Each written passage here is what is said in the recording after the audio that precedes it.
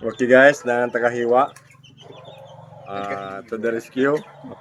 Unsa may ato luto bay? Ha? Unsa may ato luto? Isa lang sa. Bisong unsa? Bastos.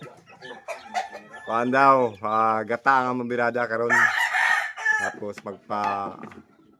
kuan pakagod kami. Tagtaw dan ni giabti ka na ni kuan. Busing ang paghiwa oh. Yum yum yum yum. Tapos nagready na po ng manok diri para sunod mga semana. Para makakaon ng pudmong bihag. Kay wa may swerte kulang isa. Siyempre magpusta ni si boss. Ni bossing. Financer na mo. Na nakagilan siya na sa 50 pero napili pa siya 30. Something ano hinod. So mo to.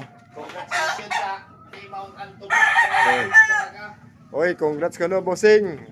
Sana naman. Sana naman. Oh, mapitikan. Kahit barya lang. Paldo.